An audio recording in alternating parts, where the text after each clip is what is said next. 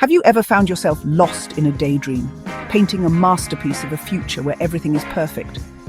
You're successful, you're happy, you're living the life you've always wanted. It feels good, doesn't it? It's a warm, comfortable escape from the challenges of today. But let me ask you a tougher question. Have you ever sat around imagining how amazing your life could be, but did nothing to actually make it happen? We all dream. It's a fundamental part of being human. We dream of financial freedom, of profound success, of building a better future for ourselves and our loved ones. These visions can be powerful catalysts for change. But here's the hard, undeniable truth, the one that separates the victors from the wishful thinkers. Dreams without action are nothing but beautiful, hollow fantasies. They are castles in the sky with no foundation. Today, I want to tell you a story that explains this perfectly. A story about a man who had a dream, but forgot the most important ingredient. Imagine a small, bustling town, waking with the sun. The air hums with purpose. You can hear the rhythmic clang of the blacksmith's hammer, the cheerful haggling of vendors in the market square, the distant calls of farmers heading to their fields. Life here is a river of constant movement, a testament to the power of daily effort. But away from all that vibrant energy, under the cool, indifferent shade of a large banyan tree, sat a young man named Theo. Theo was not a man held back by circumstance. He was strong, with a healthy body, and a mind that was sharp enough when it chose to be. He was perfectly capable of joining the chorus of workers who built the town's prosperity. Yet everyone in the village knew him for one defining trait: his profound laziness. He saw hard work not as a path to success, but as a punishment to be avoided at all costs. While others toiled, Theo lounged. While others built, Theo dreamed. He would spend his days weaving intricate fantasies of becoming fabulously wealthy, not through effort, but through a stroke of miraculous luck. He truly believed that one day, fortune would simply notice him sitting there and decide to fall right into his lap. One sun-drenched morning, a wealthy and respected merchant, grateful for a year of bountiful harvests, decided to share his good fortune. He announced he would be giving a full pot of fresh, creamy milk to any of the town's poor who came to his home. This wasn't just charity, it was an offering of potential, a seed from which something greater could grow. When word of this reached Theo, a jolt went through him. This was it. This was the sign he had been waiting for. For the first time all day, he moved with purpose. He didn't walk, he ran. He pushed his way through the line, grabbed the heavy clay pot of milk, and clutched it to his chest like a priceless treasure.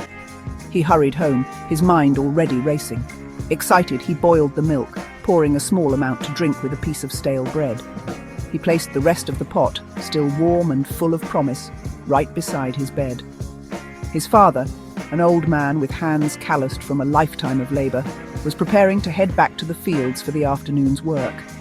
He called out to Theo, asking for his help. But Theo just smiled.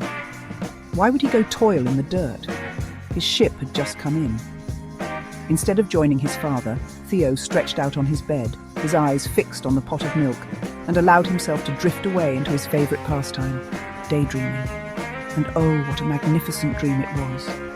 He stared at the pot and thought, this milk is my beginning. I will let it curdle and set, then I will press it into a firm white cheese. I'll sell it in the market, not just for a few coins, but for a premium. People will taste it and know its quality. With that money, I won't just buy a hen, I'll buy the best hen in the market, one known for laying eggs every single day. Soon, those eggs will hatch into a flurry of chirping chicks. I will raise them carefully, and my single hen will become a flock of hundreds of chickens. The market will be filled with my poultry. I'll sell them all and use the fortune to buy not one, but a pair of healthy cows. From there, I'll build a dairy farm. My farm will be the envy of the region. Theo's Dairy will be a name synonymous with quality. Everyone in the village, then the city, will buy my milk, my cheese, my butter. Soon I'll be unimaginably rich.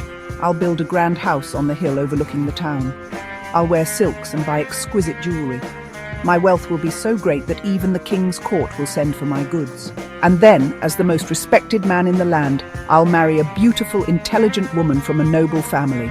We'll have a son, my heir. He will have everything I never did, but, and here his brow furrowed in his dream, If that son of mine dares to be lazy like I was, if he dares to waste his days dreaming instead of working, I will teach him a lesson he'll never forget.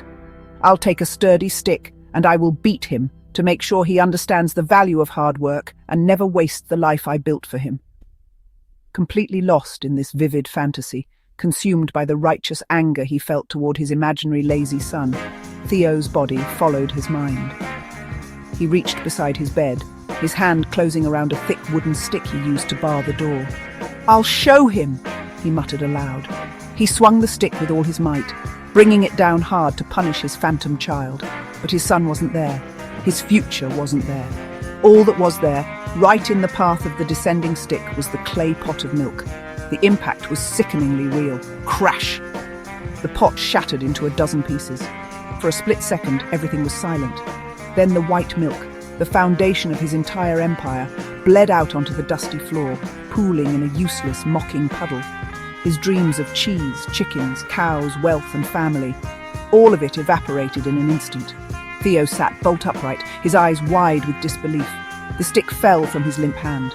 He stared at the mess, the white liquid slowly seeping into the cracks of the floorboards. The grand future he had just inhabited so completely was gone. He had nothing. No milk, no cheese, no chickens, no cows, no wealth.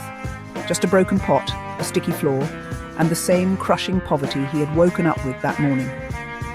And here is the most tragic part of the story. You would think this devastating loss would be a wake-up call. You would think Theo would see the flaw in his method. But the next morning the sun rose, and Theo rose with it, and repeated the exact same cycle. He didn't pick up a tool. He didn't go to the fields.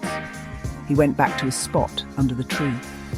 He roamed the streets again, his eyes scanning the horizon, waiting for another pot of milk, another stroke of luck, another person's generosity to fuel his fantasies. Still lazy, still hoping, still poor. Friends, listen to me. Isn't this the story of so many of us, in smaller ways every single day? We build magnificent castles in our minds. We map out the perfect business plan, the perfect fitness routine, the perfect creative project. We get high on the of success, but we don't act. We tell ourselves tomorrow. We wait for the perfect time. We wait for a pot of milk to land in our laps. We imagine the success, but we shrink from the sweat, the struggle, and the sacrifice that creates it. Let me be clear. The world does not pay you for your dreams. It pays you for what you do. Your dream is the blueprint, but action is the bulldozer, the bricks, and the mortar. It's the only thing that can turn that blueprint into a skyscraper. Theo lost his one real chance because he was addicted to his imagination and allergic to implementation. Don't make the same mistake. Don't let your life be a story of spilled milk and broken potential.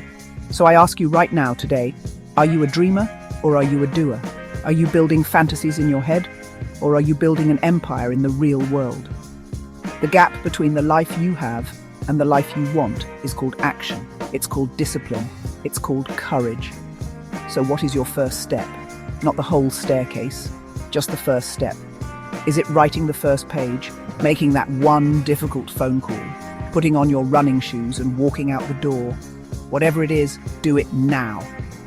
After this video ends, take one small, concrete step toward your biggest dream. That is how you honor your potential. That is how you turn fantasy into reality. Remember this. Your aspirations are just whispers until you give them a voice with persistence. Your goals are just lines on paper until you give them life with discipline. And your dreams are just clouds until you make them rain with effort. If this story lit a fire in you, don't let it go out. Share that spark. Like this video, comment below with the one action you will take today and share it with someone who needs this reminder. And of course, subscribe to Fuel for Winners, because we're not just here to dream with you. We're here to build with you. Every story, every message is fuel for your journey to victory.